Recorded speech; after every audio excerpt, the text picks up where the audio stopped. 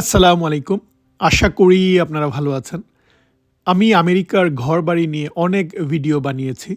আজকে এই ভিডিওতে আমেরিকার এই যে সুন্দর, সুন্দর বাড়ি, সেই বাড়িগুলা দেখানোর পাশাপাশি আমি আপনাদের সাথে কথা বলবো আমেরিকার ৪-৫ টি শহর নিয়ে, যেখানে ক্রেতারা অর্থাৎ যারা বাড়ি কিনতে চাচ্ছে, তারা বাড়ি কিনছে বা এই জায়গাগুলা হচ্ছে বায়ার ফ্রেন্ডলি। কারণ আমেরিকায় আপনারা নিশ্চয়ই শুনেছেন যে ২০২৫-২৬ সালের দিকে বাড়ির দাম কমছে। সো আপনি এমন জায়গায় বাড়ি কিনবেন যেই জায়গাটায় বাড়ির ভ্যালুটা যেন না কমে, অর্থাৎ আস্তে, আস্তে যেন বাড়ির দামটা বাড়ে। আবার এমন জায়গায় আমরা বাড়ি কিনতে চাই যেটা সাধ্যের মধ্যে। সো এরকমই ৪-৫ টা শহর যেটা লোকজনের সাধ্যের মধ্যে, এবং সেখানে আবার বাড়ির দাম এই সময়েও দেখা যায় বাড়ির দাম আস্তে, আস্তে বাড়ছে, অর্থাৎ কমছে না। সেই ৪-৫ টা শহর নিয়েই কথা বলব এই ভিডিওতে। আশা করি আপনাদের ভালো লাগবে। আমি মোহাম্মদ আরিফুর রহমান বলছি আমেরিকার ইন্ডিয়ানা স্টেটের ইন্ডিয়ানাপোলিস শহর থেকে। আমেরিকার মিড ওয়েস্টে কিন্তু ইদানিং অনেক মানুষ মুভ হচ্ছে। অনেক বাংলাদেশিও কিন্তু মিড ওয়েস্টের দিকে আসছে। মিড ওয়েস্টের যেই স্টেটগুলা রয়েছে, এখানে ইন্ডিয়ানা স্টেট রয়েছে, এখানে মিশিগান বা এই জায়গাটায় কেনটাকি স্টেট রয়েছে, ওহাইও স্টেট রয়েছে। এই স্টেটগুলার দিকে যদি আপনি আসেন তাহলে দেখবেন বিশাল ফাঁকা জায়গা। আর এই জায়গাগুলাতে হচ্ছে যে আপনার সাধ্যের মধ্যে বাড়ি কেনা যায়। অর্থাৎ আপনি যদি একটা ফ্যামিলির জন্য ছোটোখাটো একটা বাড়ি কিনেন, যে বাড়িতে ৩-৪টা রুম থাকবে বা ২টা বাথরুম থাকবে, ড্রয়িং ডাইনিং থাকবে, সামনে পিছনে জায়গা থাকবে, তাহলে $৩০০,০০০ মধ্যে, অর্থাৎ 300K, $৩০০,০০০ মধ্যেই বাংলাদেশি টাকায় ৩ থেকে ৪ কোটি টাকার মধ্যেই আপনি একটা বাড়ি কিনতে পারবেন। ফলে এটা সাধ্যের মধ্যে। কারণ দেখা যায় যে লোকজন চায় যে তার যে ইনকাম, সেই ইনকামের ৩০ থেকে ৪০% বলা হয়ে থাকে যেন ৩০% এর নিচে যেন আপনার বাড়ির পিছনে খরচ হয়। ফলে এই জায়গাটায় যারা লোনে বাড়ি করে তাদের যে মর্গেজ পেমেন্টটা হচ্ছে ফ্রেন্ডলি। অর্থাৎ ইনকামের ৩০ থেকে ৪০% এর মধ্যেই তার বাড়ির খরচটা দিলেই বাড়িটা হয়ে যায়। ফলে এখনও মিড ওয়েস্টের এই জায়গাগুলাতে আপনার এখনও আপনার দেখা যায় যে বায়ার ফ্রেন্ডলি বা লোকজনের সাধ্যের মধ্যে রয়েছে। আবার মিড ওয়েস্টের একটা সুবিধা হচ্ছে যে অনেকেই আবার ভয় পায়, এই বুঝি বাড়ির মার্কেট ক্র্যাশ করলো। আপনি যদি দেখা যায় ক্যালিফোর্নিয়া যান বা নিউ ইয়র্ক যান, অনেক বড় শহরগুলোতে, যেখানে বাড়ির দাম অনেক বেশি, কিন্তু অনেক সময় দেখা যায় যখন মানুষের চাকরি থাকে না বা অনেক সময় দেখা যায় যে ইকোনমির যেই অবস্থা খারাপ হয়, তখন বাড়ির দাম আবার হঠাৎ করেই কমে যায়। বাড়ির দাম লোকজনের চাহিদা যখন বাড়ে তখন হু, হু করে যেমন বাড়ির দামগুলা বাড়ে, আবার এরকমভাবেই কিন্তু বাড়ির দাম কমে। কিন্তু মিড ওয়েস্টের এই জায়গাগুলোতে যেটা হয় যে বাড়ির দাম খুব বেশি যে বাড়ে সেটাও না, আবার মার্কেট ক্র্যাশ করলে যে খুব একটা কমে তাও না। অর্থাৎ আপনি আপনার যে ইনভেস্টমেন্ট সেটা খুব বেশি রিস্কের মধ্যে পড়বে না, যে খুব বেশি বাড়বেও না, আবার খুব বেশি কমেও যাবে না। আর এই জায়গাটায় হচ্ছে যে আপনার যে মার্কেটটাতে যদি ২-৩ বছরের যেই ফোরকাস্ট যেটা আমি দেখলাম, যে গবেষণা যেটা দেখলাম, যে লোকজন যারা বাড়ি কিনেছে অন্যান্য শহরে বা বড় শহরগুলোতে ২০২৫ সালে বা ২৬ সালে বাড়ির দাম একটু কমেছে। অর্থাৎ যারা আগে কিনেছিল তাদের বাড়ির দাম একটু কমে গিয়েছে। কিন্তু এই জায়গাটায় যে বাৎসরিক দেখা যায় ৩% এর মতো বাড়ছে। যেটা আমি বললাম যে খুব একটা বাড়ছে না, কিন্তু প্রতি বছরেই 3% এটা আস্তে, আস্তে বাড়ির দামগুলা বাড়ছে। ফলে অন্যান্য শহরে যেখানে বাড়ির দাম কমে যাচ্ছে, সেই জায়গাটায় আবার এই জায়গাগুলোতে বাড়ির দামটা আবার বাড়ছে। আর এখানে বাড়ি কেনার সুবিধা হচ্ছে আপনি যদি বড় শহরে যান তাহলে একটা কম্পিটিশন বাড়ি কেনার জন্য। দেখা যায় নতুন কোনো কনস্ট্রাকশন হচ্ছে না বা নতুন কোনো বাড়ি হচ্ছে না। ফলে পুরাতন বাড়ি কেউ যদি বিক্রি করে তখনই কিন্তু আরেকজন কিনতে পারছে। আমি যদি নিউ ইয়র্ক শহরের কথা বলি, সেই জায়গাগুলোতে এখন এমন অবস্থা, আপনি নতুন বাড়ি বা নতুন কনস্ট্রাকশন হচ্ছে সেটা দেখতে পাবেন না। হয়তো পুরনো বাড়ি কেউ রিনোভেট করছে বা কেউ হয়তো সেই বাড়িটা ছেড়ে দিচ্ছে, অন্য জায়গায় চলে যাচ্ছে, তখন বাড়িটা মার্কেটে আসছে। আর আসার সাথে সাথেই লোকজন কম্পিটিশনে নেমে যাচ্ছে কেনার জন্য। ফলে বাড়ির দাম যদি হয় $1,000,000, অনেকে এর দামটা আরও বাড়িয়ে বলছে। ফলে ওই টাকাটা কিন্তু আপনার নিজের পকেট থেকে দেয়া লাগছে। আপনি যদি ব্যাংক লোনে বাড়ি কিনতে চান, ব্যাংকের এরা কিন্তু বাড়ির যেই দাম সেই দামের বেশি কিন্তু আপনাকে লোন দেবে না। ফলে অতিরিক্ত যেই টাকাটা আপনি যেটা কম্পিট করে কিনতে চাচ্ছেন, সেই টাকাটা কিন্তু আপনার নিজের পকেট থেকে দিতে হবে। ফলে অনেক সময় বাড়ি কেনার জন্য এই কম্পিটিশনে নামতে হয়। কে কত বেশি টাকা দিবে সেটা দিয়ে কিন্তু বাড়ি কিনতে হয়। ফলে বাড়ি কেনার পর আপনার যে ইনকাম, সেই ইনকাম দিয়ে কিন্তু যে বাড়ির খরচ সেটা চালানো বা মর্গেজ চালানো অনেকেরই সম্ভব হয় না। ফলে তারা আবার ভাড়া দেয়, অন্যান্য উপায়ে তারা ওই টাকাটা বের করে নিয়ে আসে, সেটা অন্য হিসাব। সেই কম্পিটিশনের তুলনায় আপনি যদি মিড ওয়েস্টের এই জায়গাগুলোতে আসেন বা আপনি যদি ইন্ডিয়ানাপোলিস শহরেই আসেন, তাহলে দেখবেন যে, বা আপনি যদি মিশিগানে আসেন তাহলে দেখবেন যে এখানে কম্পিটিশন কম। ফলে আপনার একটা সুবিধা রয়েছে যে বাড়ির দাম যেটা মার্কেটে সেখানে আপনি বার্গেনিং করতে পারবেন বা কিছুটা কমিয়ে সেই বাড়িটা কিনতে পারবেন। এই সুবিধাটা রয়েছে। বা আপনি আপনার পছন্দের বাড়ি কিনতে পারবেন। ছোট বাড়ি যদি চান সেটা, যদি চান না আমার বাড়ির সামনে একটু জায়গা থাকবে, পিছনে আমি গার্ডেনিং করব, সেই জায়গাটা থাকবে। এই যে একটা পছন্দের জায়গা, বা আমি মসজিদের পাশে বাড়ি নিব বা আমি স্কুলের পাশে বাড়ি নিব, ফলে লোকজন তার পছন্দ অনুযায়ী এবং সে নিজের পছন্দ অনুযায়ী বাড়ি কিনতে পারে। অর্থাৎ বায়ার যারা ক্রেতা তাদের এই সুবিধাটা রয়েছে, যেহেতু অনেক বাড়ি এখানে মার্কেটে রয়েছে। সেই সাথে আবার যেহেতু ইনভেস্টর যারা প্রপার্টি ইনভেস্টর, তারা নতুন বাড়ি এই জায়গাটায় করছে।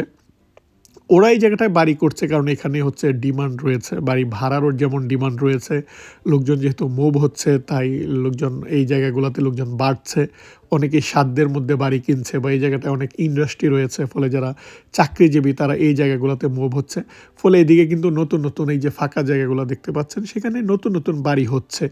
আবার অনেকে এই জায়গাটায় বাড়ি কিনে ভাড়া দিতে পারছে, যেহেতু অনেক স্কুল ডিস্ট্রিক্ট ভালো। আপনারা নিশ্চয়ই জানেন যে আমেরিকার যেই এরিয়াগুলা আবাসিক এরিয়ার স্কুল ডিস্ট্রিক্টটা ভালো, যেখানে ভালো স্কুল রয়েছে, সেখানে কিন্তু বাড়ির একটা ডিমান্ড থাকে। ফলে এই জায়গাগুলোতে বাড়ির দাম আস্তে আস্তে দেখা যায় যে এই সময়টাতেও বাড়ির দাম কিন্তু কমছে না, বাড়ির দাম বাড়ছে।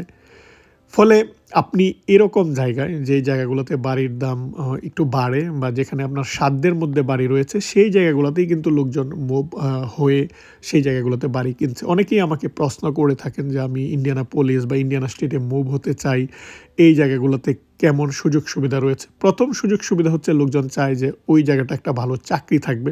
এখানে অনেক চাকরির সুবিধা রয়েছে। আপনি যেই ধরনের চাকরি করতে চান, ইন্ডাস্ট্রিতে চাকরি করতে চান সেটা রয়েছে, আইটির চাকরি করতে চান সেটা রয়েছে, বা আপনি যদি চান যে ছোটোখাটো চাকরি করবেন, যেটা ইমিগ্রেন্টরা যে চাকরিগুলো করে গ্রোসারি স্টোরে বা নর্মাল যে চাকরিগুলো, সেই চাকরিগুলোরও কিন্তু অনেক সুযোগ সুবিধা এই জায়গাটায় রয়েছে। অর্থাৎ গ্রোয়িং সিটিগুলোতে কিন্তু চাকরির কোনো অভাব থাকে না। এখন অনেকেই হয়তো বলবেন যে আপনি শুধু ইন্ডিয়ানাপোলিসের কথা বলছেন কেন? এরকম আরও কয়েকটা প্রমিজিং মার্কেট যদি আমি আপনাদেরকে বলি, যেই জায়গাগুলোতে সাধ্যের মধ্যে আপনি বাড়ি কিনতে পারবেন, আবার কাজের সুযোগ সুবিধা রয়েছে, তাহলে আসে আটলান্টা জর্জিয়ার কথা। আটলান্টা জর্জিয়ায় কিন্তু প্রচুর বাংলাদেশি মুভ হয়েছে। তারা নিউ ইয়র্ক থেকে তারা ওই জায়গাটায় গিয়েছে, বা অনেকেই ক্যালিফোর্নিয়া থেকে চলে আসছে, বা অনেকেই ফ্লোরিডা থেকে চলে আসছে আটলান্টায়।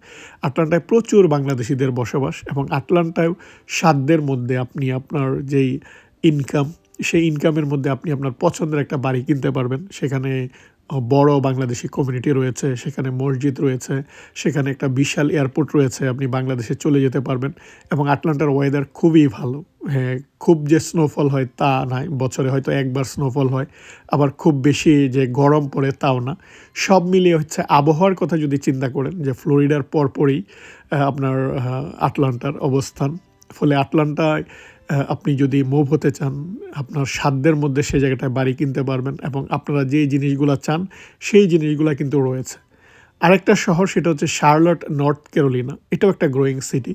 কুইন সিটি নামে খ্যাত যে শার্লট, নর্থ ক্যারোলিনা, সেই জায়গাটায় সেটা হচ্ছে ব্যাংকিং সিটি। ব্যাংকগুলার দেখা যায় হেড অফিস, আইটির প্রচুর চাকরি রয়েছে এবং গ্রোয়িং একটা সিটি। ওই জায়গায় নতুন বাড়ি হচ্ছে, অনেক বাংলাদেশি এই জায়গাটায় মুভ হচ্ছে।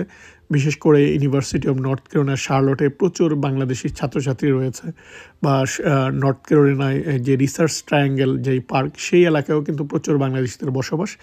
এই জায়গাটাও কিন্তু আবহাওয়া ভালো বা সুন্দর সিটি, দেখবেন সব কিছুই সুন্দর। নতুন কোম্পানি হচ্ছে, নতুন চাকরির সুবিধা হচ্ছে, এবং বসবাসের জন্য একটা ভালো একটা জায়গা শার্লট। সেই জায়গাটাও দেখা যায় যে বাড়ির দাম সেটা আস্তে আস্তে বাড়ছে।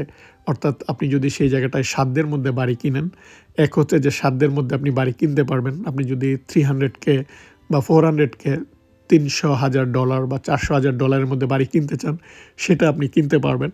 এবং সেই জায়গায় বাড়ির যে ভ্যালু বা প্রপার্টি ভ্যালু সেটা কিন্তু বাড়ছে। তারপর যদি আমি আপনাদেরকে বলি ফ্লোরিডার জ্যাকসনভিল, সেই জায়গাটাও এরকম যে সাধ্যের মধ্যে আপনি বাড়ি কিনতে পারবেন, এবং ফ্লোরিডায় কিন্তু বাড়ির দাম কমে যাচ্ছে, আপনারা হয়তো রিপোর্টে দেখেছেন, কিন্তু সব জায়গায় কিন্তু কমে না। যেটা বললাম যে অনেকে হয়তো ওই জায়গাটায় বাড়ি কিনেছে যে তারা শুধু ওইটা ভাড়া দিবে, যেহেতু ফ্লোরিডায় প্রচুর ট্যুরিস্ট যায় বা অনেকেই ভ্রমণ করার জন্য যায়, বিজনেস পারপাসে তারা বাড়িগুলা কিনেছে।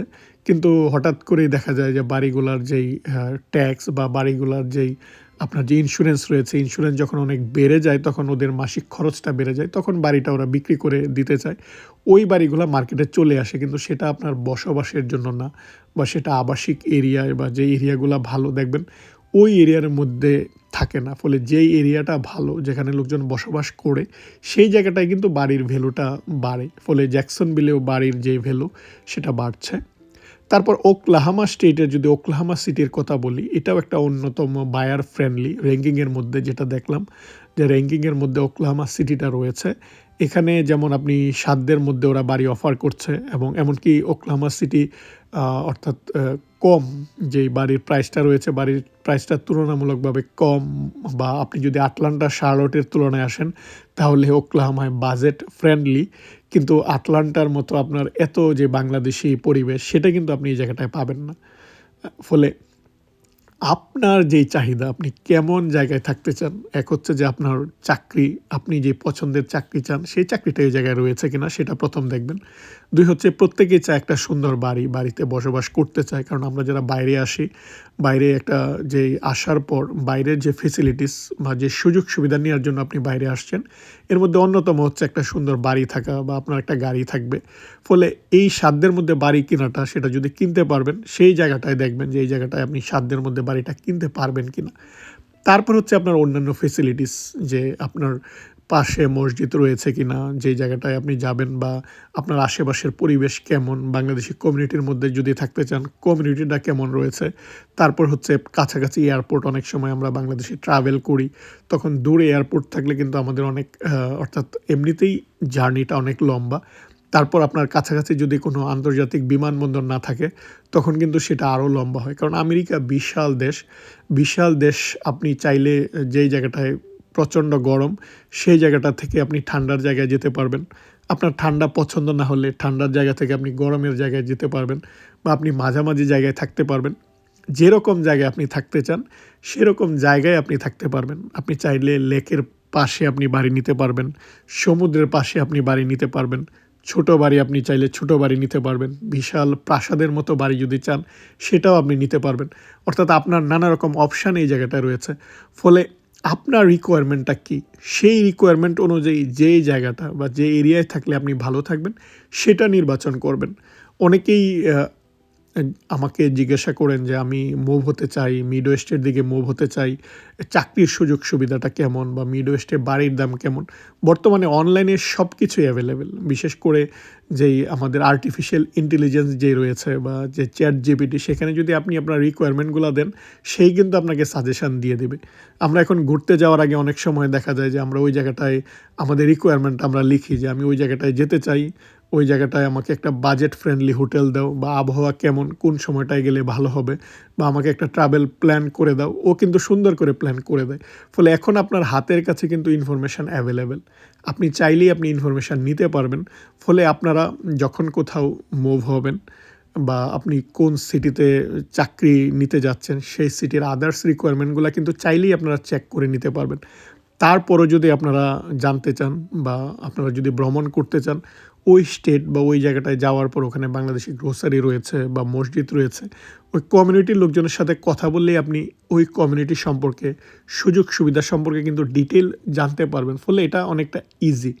আর অনলাইনে যেমন রয়েছে আপনি মানুষের সাথে কথা বলে আপনি জানতে পারবেন, সেই জায়গাটা এখন এই বর্তমান যুগে অনেকেই ভিডিও বানাচ্ছে, সেই জায়গাটায় আপনি চোখের সামনে আপনি দেখতে পাচ্ছেন, বা অনেকেই এই পজিটিভ নেগেটিভ দিকগুলো নিয়ে কথা বলছে। ফলে মুভ হওয়ার আগে অনেকেই কিন্তু এক স্টেট থেকে আরেক স্টেটে মুভ হয়। মুভ হওয়ার আগে আপনারা সব কিছু যাচাই বাছাই করে নেবেন। আমি এই ভিডিওতে জাস্ট আপনাদের সাথে একটু কথা বলার চেষ্টা করেছি যে মিড ওয়েস্ট বা 4-5টা গ্রোয়িং সিটি যেখানে এই সময়টাতেও যে বাড়ি সাধ্যের মধ্যে বাড়ি রয়েছে এবং বাড়ির ভ্যালুটা বাড়ছে। কারণ বর্তমানে খবর দেখলেই বা নিউজগুলো দেখলেই আপনারা বুঝবেন যে বাড়ির দাম কমে যাচ্ছে, মার্কেট ক্র্যাশ হচ্ছে। এটা আমরা কয়েক বছর যাবতই শুনছি যে বাড়ির দাম কমবে, কিন্তু উল্টা হচ্ছে যে বাড়ির দাম বাড়ছে। আজ এ পর্যন্তই। আশা করি আজকের যে আলোচনা সেটা আপনাদের অনেক কাজে লাগবে, আপনারা অনেক ইনফরমেশন পেয়েছেন। আমার চ্যানেল থেকে অন্যান্য ব্লগ দেখার আমন্ত্রণ জানিয়ে আজ এখানেই বিদায় নিচ্ছি। আল্লাহ হাফিজ।